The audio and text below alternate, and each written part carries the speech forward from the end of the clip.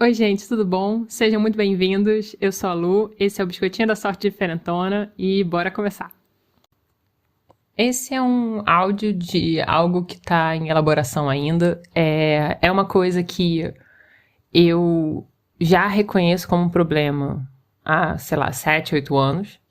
Mas que é muito engraçado, porque mostra que não só você reconhecer um problema é suficiente para você solucionar esse problema, né? Então, o que acontece? Eu vou do começo e a gente vai crescendo daí. Eu já entendi que o meu valor, ele não pode estar associado ao meu trabalho. Ponto. E isso é uma verdade. A gente tem que aceitar essa verdade. O problema é que tanto eu, quanto você que está me escutando, quanto as pessoas que vieram antes da gente, naturalizaram isso. Então, como é que é? O trabalho dignifica, né? Então, assim, eu acho que a gente veio dessa premissa básica e também grande parte de nós, que faz parte da população de trabalhadores, depende do trabalho para viver, né? Ninguém é herdeiro aqui. Então, a gente meio que se acostumou com a ideia de que pra gente poder triunfar, etc., a gente tem que trabalhar muito e dar o nosso sangue pela empresa e coisas assim. Só que eu, hoje em dia, na verdade, há vários anos já, comecei a entender que eu não sou o meu cargo, né? Na verdade, se eu fosse meu cargo, eu estaria frita, porque eu não tenho nenhuma carreira, assim. Tudo bem, eu sou pesquisadora há mais de 10 anos, mas eu não tenho uma carreira, entendeu? A maior parte do tempo eu fui estudante, eu fiz mestrado, agora eu fiz um doutorado. Eu tenho publicações de artigo, isso é muito legal, mas assim, eu não sou aquela pessoa que entra numa sala e todo mundo sabe quem eu sou, entendeu? Tipo, minha carreira não é essa. Eu, por enquanto, tô seguindo aonde a maré me leva. Eu não consigo negociar onde eu quero ir. É basicamente isso. Enfim, e aí, eu volta e meia, me sinto um pouco desesperada de não ter um emprego, de não ter uma carreira, de não ter uma direção para onde eu vou e tal. E não adianta, por mais que eu exercite esse praticamente um músculo em que não, pô, mas você é uma pessoa, você não é o seu trabalho e tal, e por mais que eu saiba que eu não posso colocar na mão de um desconhecido a minha validação, cara, duvido que isso não aconteça com vocês.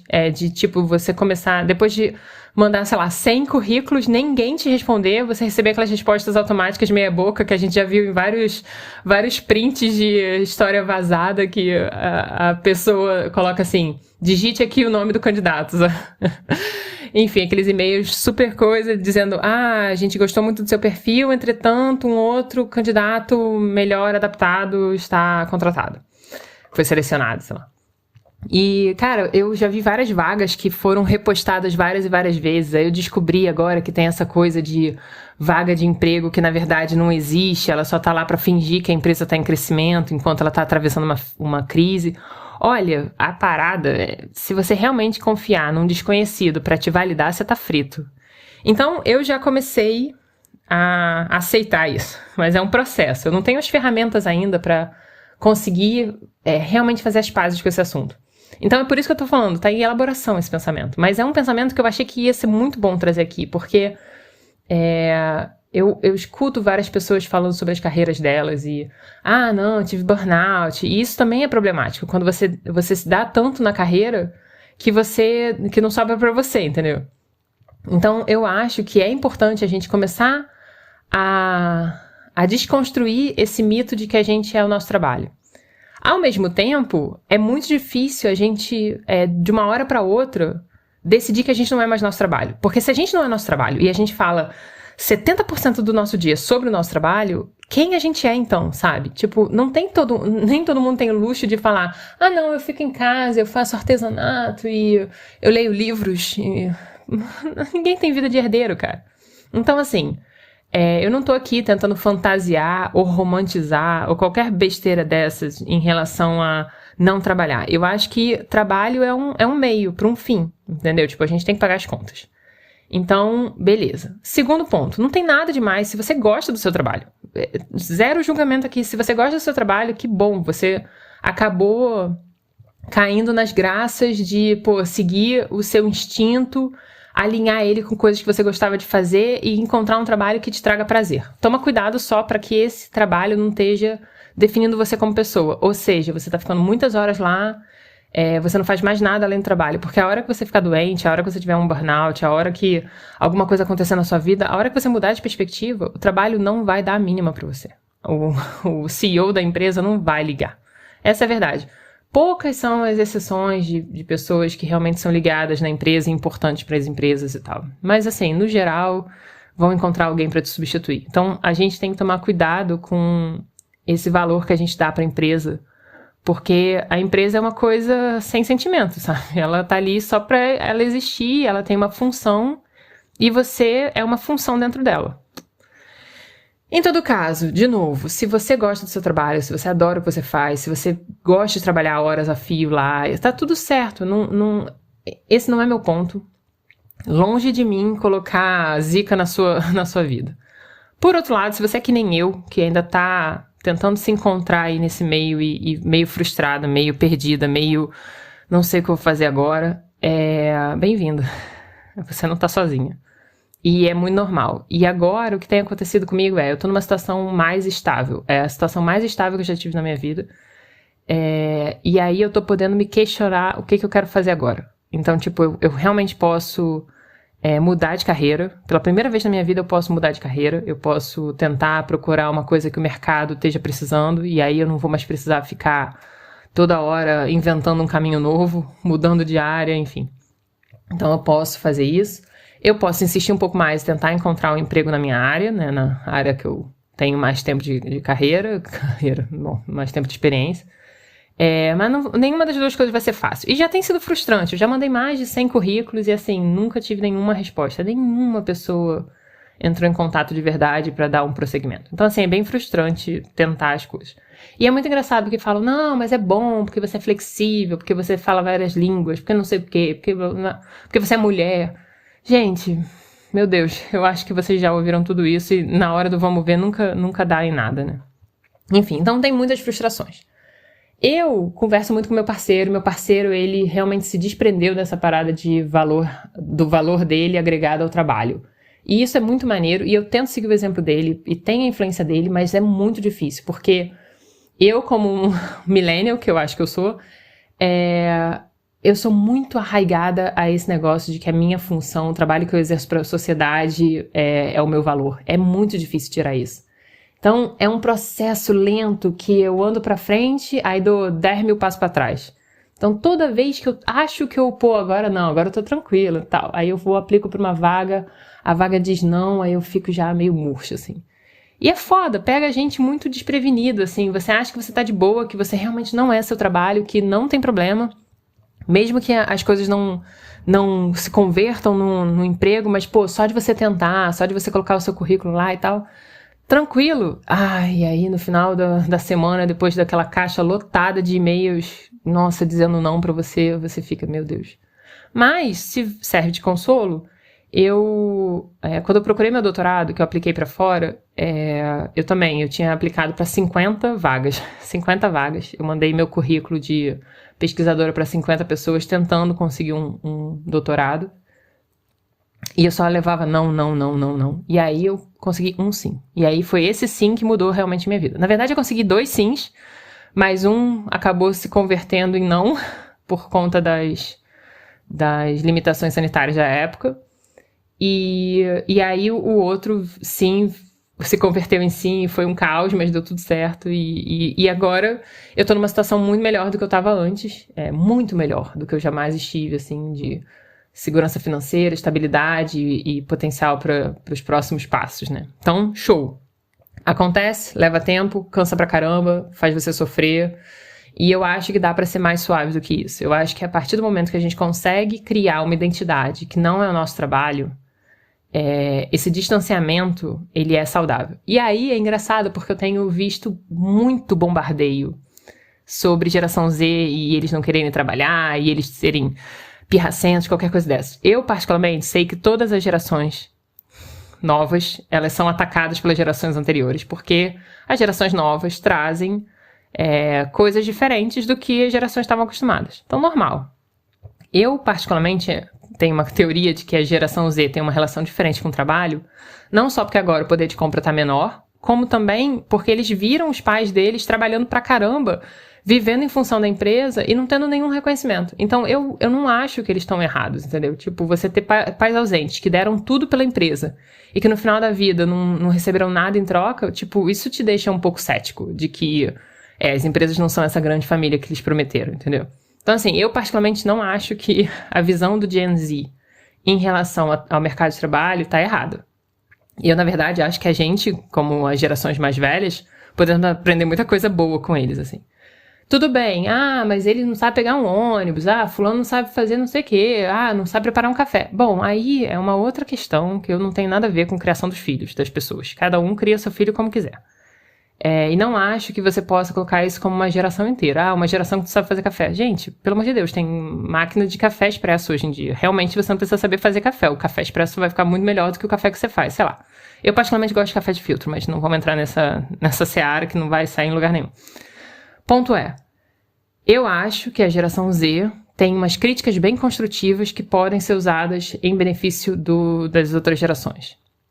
Por exemplo, você não é o seu trabalho. O seu trabalho é uma ferramenta. Assim como as empresas usam os trabalhadores como ferramenta para fazer dinheiro, a gente também pode olhar as empresas como uma ferramenta para que você construa um seu futuro mais estável. E a gente comece a perguntar o que a gente gosta de fazer quando a gente não está trabalhando. Você já percebeu como é doido uma conversa em que as pessoas simplesmente não conseguem falar de outra coisa além do trabalho, porque o trabalho tá 80% da vida dela. Ela tá focada nisso. Porque vamos combinar que você trabalha 8 horas por dia, tá? Dependendo de onde você mora, você leva 2 horas pra ir, 2 horas pra voltar. Então, assim, 12 horas do seu dia já foram pro saco. Realmente é muito difícil você pensar que depois dessas 12 horas você ainda vai ter energia e disponibilidade pra fazer coisas. Você não vai. Você vai estar muito cansado. Então, assim, eu acho que o trabalho realmente tá ganhando tamanha dimensão na nossa vida só porque a gente fica exausto e não consegue fazer mais nada. E aí a gente tem surtos de depressão, a gente tá tendo pessoas cada vez mais solitárias, pessoas que não têm hobby, pessoas que não têm atividades ao ar livre. Claro, tá todo mundo exausto. Eu tava vendo uma reportagem sobre as mulheres na Coreia do Sul que não têm filhos. Por que as mulheres hoje em dia não querem ter filhos? E aí eles estavam entrevistando as mulheres.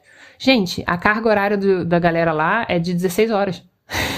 Imagina você trabalhar 16 horas. Não tem tempo. Meu Deus, você não consegue fazer nada. Você chega em casa, toma um banho, come e dorme.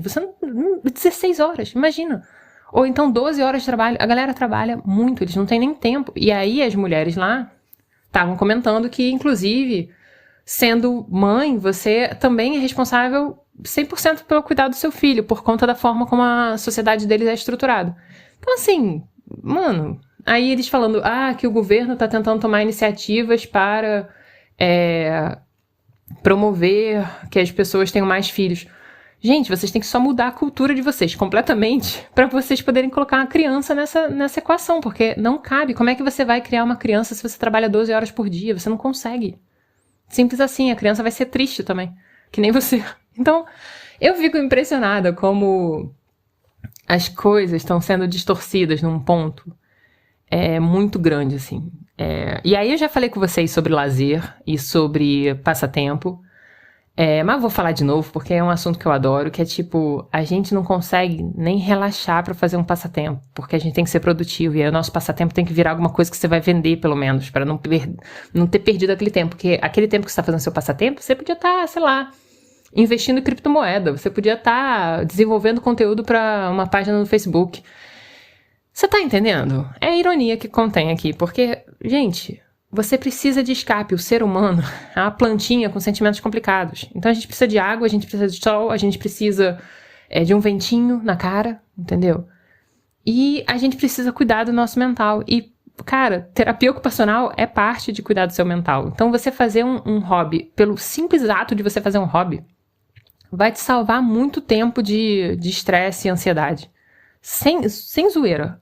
Tipo, você tá com um hobby guardado na gaveta, pega ele, revisita. Cara, eu descobri que eu adoro fazer colagem. Eu pego revistas, eu corto elas e eu colo elas num caderno. Sem nenhum sentido. Eu não espero elas fazerem uma arte, uma coisa. Não, eu só colo. Ah, nossa, amarelo fica bonito com verde. Ah, fica bonito com rosa. Coloco todo mundo junto, coloco uma figura, coloco uma mulher, coloco um cara, coloco uma foto de um desconhecido, não importa. Folha. E de repente tem uma composição, uma colagem, e aquilo me traz um prazer. Eu fazia isso desde criança. Quando eu era criança, eu tinha uns cadernos meio feios pra escola. E aí eu estudava em colégio de classe média. Eu era bolsista, né? Sempre fui bolsista. Mas eu estudava no colégio de classe média.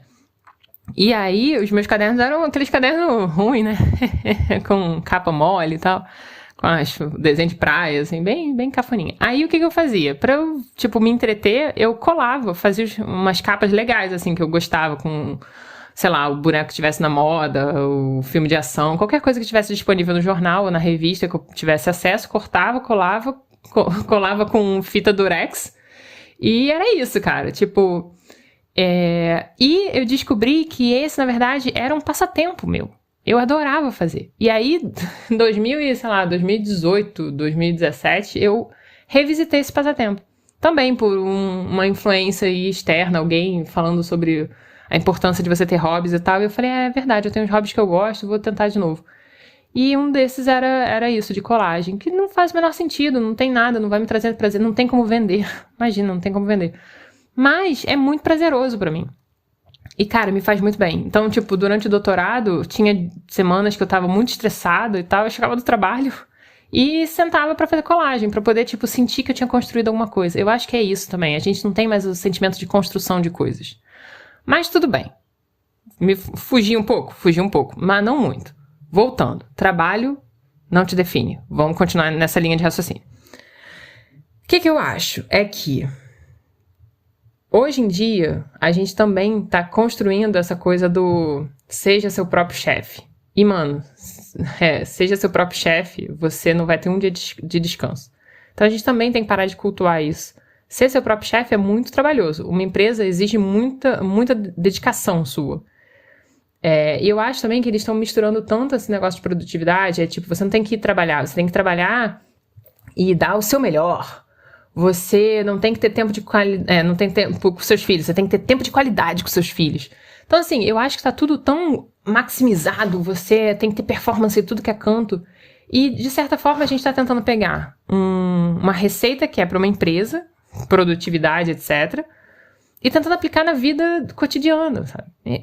Performance, números, produtividade, qualidade, isso tudo são métricas de empresa, cara. E a gente tá tentando aplicar isso no nosso dia a dia. Então, eu acho que a gente tá muito perdido, assim, no personagem o trabalhador, sabe? E a gente fica achando que a gente vai virar o bilionário. A gente não vai virar o bilionário porque a gente não é herdeiro, porque a gente não explora as outras pessoas.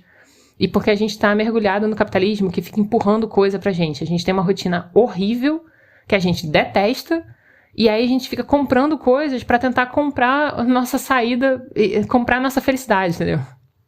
Então a gente tá preso nessa grande mentira que contam pra gente.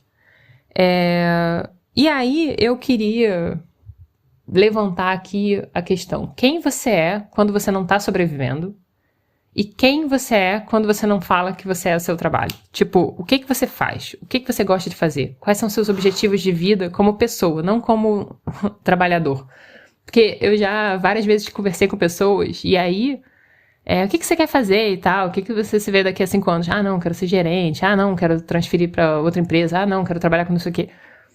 As pessoas falam muito do trabalho, porque o trabalho realmente é o centro da vida delas.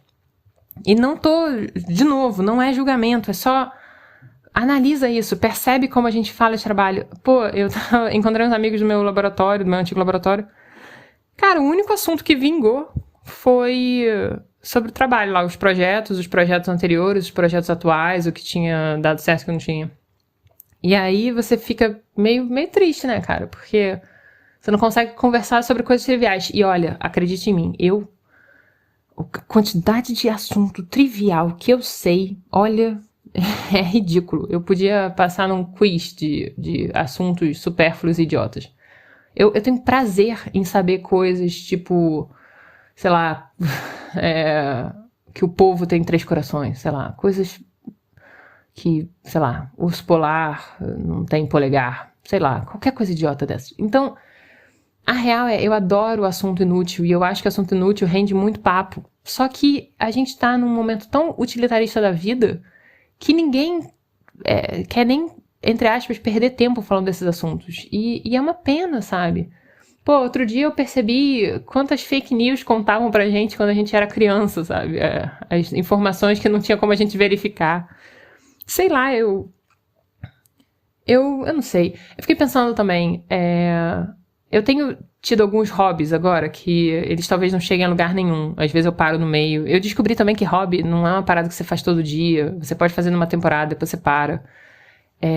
Mas eu queria te perguntar, quando foi a última vez que você fez uma coisa sem olhar um tutorial, só pra ver onde que dava? Se dava certo. Baseada só no, sei lá, no seu conhecimento prévio sobre o assunto, ou numa interpolação ali do que poderia dar certo. Quando foi? Porque a gente tá tão preocupado com o resultado que a gente nem quer mais brincar com o caminho, sabe? Às vezes você vai tentar fazer uma coisa e você chega em outra. Eu lembro quando eu era criança, eu ia fazer um desenho. E aí eu começava errado o desenho, sei lá. Ao invés de começar pela cabeça, eu começava pelo corpo. E aí aquele desenho que eu ia fazer, sei lá, um leão, virava um lobo. Só porque eu tinha errado o começo do desenho. E aí isso me levou pra um novo caminho. Eu sei, é um exemplo bobo, mas é isso que eu quero dizer. Tipo, qual foi a sua última experiência fazendo uma coisa só por fazer e ver onde é que ela ia dar e o que ela ia resultar e se ela ia ser divertida pra você? Isso é uma parada que eu sinto falta, assim, de só seguir alguma coisa, só seguir um fluxo, sabe? Acho que outro ponto que a gente tava falando ali do trabalho não dá pra gente achar que as coisas não vão ter efeito na gente.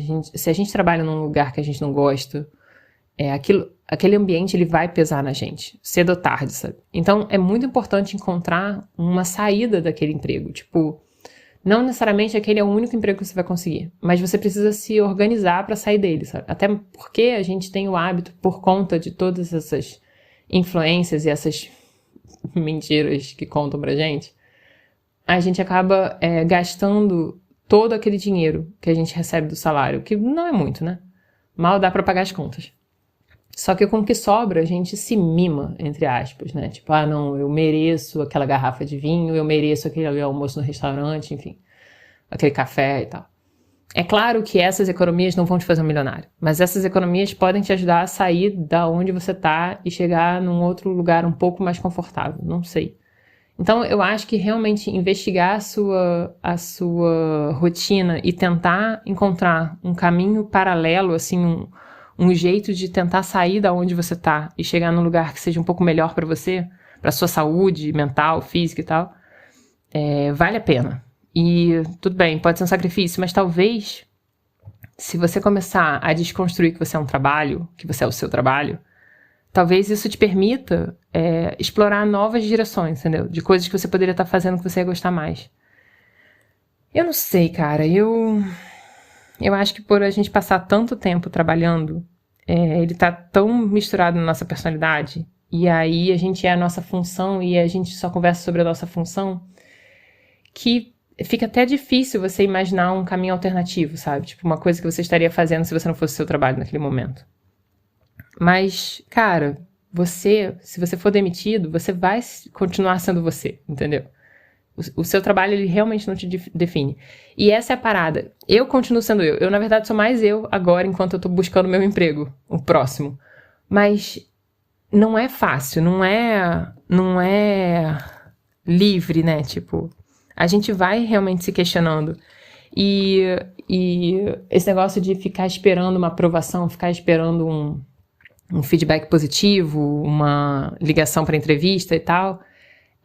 Eu vejo os Gen Z, várias histórias contadas de Gen Z que recusou o programa, né? Tipo, depois de ter sido chamado, falou, não, eu vi que vocês não têm a mesma cultura que eu tô procurando, que eu não acho saudável o ambiente de trabalho de vocês, não se alinha com as minhas expectativas. E aí fica todo mundo, meu Deus, eles são doidos. Cara, eles estão mostrando pela primeira vez que a gente não é tão dependente do emprego assim.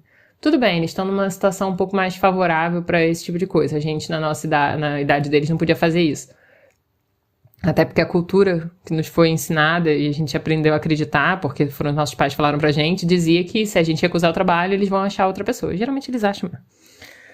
Mas, cara, não tem jeito. A gente tá ainda preso nisso. E nossa crítica ao Gen Z provavelmente é só a ponta do iceberg de quão vulnerável a gente tá ao emprego. E que a gente precisa encontrar uma saída, cara. Encontrar um equilíbrio, encontrar um outro jeito de fazer as coisas. Porque, cara, desse jeito não tá. E, gente, a quantidade de bilionário que tem nesse planeta, meu Deus. Isso significa que a gente tá fazendo tudo muito errado. Porque se existem pessoas que são capazes de concentrar essa quantidade de dinheiro, cara, olha quanta gente tá tendo que ser explorada pra chegar nisso. Gente, bilhão é muito zero. É muito zero. A diferença de milhão pra bilhão é muito. Eu tava vendo um vídeo no Instagram de um influencer explicando a diferença com montinhos de arroz. Em que cada grão de arroz era, sei lá, $5.000. Cara, a diferença é gritante. Eu altamente recomendo isso. Ele realmente me fez entender o que é bilhão. Eu não fazia ideia do que era bilhão. Porque é muito zero. Cara, é absolutamente bizarro. E assim, pensar que existem várias pessoas com essa quantidade de dinheiro, enquanto tem gente passando fome. E isso me deixa muito atordoada, sabe? E é real, as pessoas estão realmente passando fome. Elas estão comendo mal, elas estão sem ter acesso ao básico. Enquanto tem essas pessoas que estão sentadas em montanhas de dinheiro que nem se eles começarem a gastar muito dinheiro agora, eles vão perder toda a fortuna deles. Não tem como eles perderem a fortuna deles. É muito assustador o sistema. E isso faz a gente se perguntar, gente, pra que a gente tá trabalhando pra tantas empresas bizarras que estão juntando dinheiro pra nada? É só... Como é que é? São só acumuladores. Acumuladores de dinheiro, mas acumuladores. Então, assim, acho que o que eu queria deixar hoje aqui é... Talvez você deva começar a tentar descobrir quem você é além do seu trabalho. É isso. Essa é a minha frase pra gente tirar desse episódio. O que você é quando você não tá sendo o seu trabalho, ou quais são as coisas que realmente trazem prazer, e se você não tivesse que trabalhar, o que você estaria fazendo. Coisas assim, se pergunta nisso. Tipo, qual é o objetivo do seu trabalho? Porque às vezes você tá fazendo um trabalho que você nem quer. Tipo, você nem precisa dessa quantidade de dinheiro que você tá tirando, porque eu tô partindo do princípio que você ganha um salário mínimo ruim. Mas pode ser que você que esteja me ouvindo esteja ganhando um salário de 10, 12 mil e deteste o seu trabalho. Talvez seja a hora de mudar também. Não assim, não é tipo, calma, faz um plano. Descobre como fazer essa transição sem que você saia impactado. Mas, cara, a gente tem que pensar além do nosso trabalho. Eu não acho que nunca existiu nenhuma pessoa no leito de morte que falou, caraca, eu devia ter entregue aquele relatório mais cedo. Nossa, eu devia ter feito hora extra pra minha empresa. Eu nunca vi isso. Então, assim, eu acho que não existe. Pode ser que um ou outro existam, mas, assim, eu sigo muitas páginas de pessoas idosas e conselhos de pessoas mais velhas, porque eu realmente acho que a gente pode aprender muito com as pessoas mais velhas. E entre elas nunca teve, eu devia ter trabalhado mais. Então, eu acho que já é uma boa dica, assim, pra gente tirar. Eu não sei como a gente consegue tirar a importância do trabalho na nossa vida. Porque se a gente praticamente se funde a ele, e a nossa personalidade, o nosso conhecimento, eles se mesclam, e a gente é parte do trabalho, porque é isso, para você ser bom no seu trabalho, você tem que entender muito bem dele. E aí você acaba sabendo muito sobre, lendo muito sobre e ficando muito especialista no seu trabalho. E como fazer com que ele não seja o centro da sua vida, e ele não seja o seu centro, e você não seja ele, e vice-versa. Não sei, não faço ideia, mas eu acho que vale a pena de começar a questionar. Eu acho que o sistema, do jeito que ele tá muito danoso. E não tem muita gente saindo lucrando com isso, honestamente. Tem a galera acumulando riqueza, mas o seu colega de trabalho, etc., provavelmente ele não tá saindo rico desse acordo social, que é trabalhar para as empresas. E eu acho que tem muita coisa que pode ser melhorada, mudada, Eu acho que a sociedade, ela precisa começar a fazer esse tipo de pergunta. E ao invés da gente apontar o dedo pra geração Z e reclamar deles, cara, talvez eles tenham muitas coisas pra me ensinar. Pra nos ensinar. Eu falei que eu olho muito para as pessoas mais velhas, mas eu também olho para as pessoas mais novas. Porque as pessoas mais novas, elas têm certas críticas que a gente tá tão mergulhado nesse universo, tá tão acostumado, que a gente é meio incapaz de perceber que talvez as perguntas que a gente esteja fazendo são as erradas. Talvez existam novas perguntas que sejam melhores, que sejam mais adaptadas para os tempos. Porque, cara, a gente acha que a gente tá vivendo no mesmo mundo, mas a gente tá num mundo completamente diferente. A quantidade de informação que a juventude tem acesso e a quantidade de informação verdadeira e falsa é quase igual, se não proporcionalmente pesando pro lado das fake news. Mas, assim, é uma quantidade absolutamente enorme de informação. E todo o sistema de comunicação mudou. A forma como a gente faz negócio mudou. Tudo mudou. O planeta que a gente vive hoje, a economia que a gente vive hoje, não tem nada a ver com a economia onde a gente nasceu. Então, assim, essas mudanças, elas não parecem ter a proporção que elas têm porque a gente tem o hábito de enxergar o que a gente entende. E aí a gente não enxerga certas coisas. Então, talvez ouvir um pouco os mais jovens e entender um pouco da crítica deles pode trazer coisas pra você positivas, entendeu? Eu não acho que a gente pode se dar o luxo de, sei lá, largar o emprego, mas a gente pode começar a ver que certos empregos não fazem bem mesmo e que eles não deveriam ser pensados do jeito que eles são. E daí pra frente. Então, eu acho que ao invés de você olhar pra geração Z ou para gerações mais abaixo da gente, abaixo no sentido mais novas, né? Jamais melhor ou pior. As gerações mais novas, elas podem trazer questionamentos que você nem pensou, nem parou pra pensar. Eu achei fascinante as coisas que eles podem apresentar pra gente. E, cara, desculpa, eu tô me prolongando aqui e talvez falando a mesma coisa e talvez falando a mesma coisa que outras pessoas. Mas talvez esse burburinho seja necessário pra gente começar lentamente a enxergar que as coisas não estão mais como elas deveriam ser. Elas estão evoluindo para um outro lado e que talvez a gente tenha formas mais inteligentes de aproveitar nosso tempo e formas mais inteligentes de trabalhar e que talvez o trabalho não devesse ter o tamanho da importância que ele tem e lembrar que a gente não é o nosso trabalho. Como é que você faz para não deixar o trabalho ditar o seu valor? Como é que você faz para entender que você não é o seu trabalho? Como é que você faz para não abrir mão de quem você é e do que você gosta pela função que você exerce no meio profissional? O que você está abrindo mão para exercer essa função na empresa que você exerce ou no trabalho que você executa? Eu acho que são reflexões que realmente precisam tomar espaço e que podem ajudar a gente a construir uma sociedade melhor. Eu acho que tirar o poder que o trabalho tem de ditar o nosso valor seria muito bom, assim. Porque o mundo está mudando, os empregos estão mudando, as demandas estão mudando e talvez a gente tenha que mudar também. E talvez não dê tempo da gente esperar as próximas gerações resolverem isso. Talvez a gente tenha que começar a ajudar nessa empreitada, sabe? Enfim, é isso. Eu falei pra caramba. Espero que você tenha aproveitado alguma coisa. Se você gostou, deixe um comentário aí. E muito obrigada por me ouvir. Até o próximo domingo. Valeu.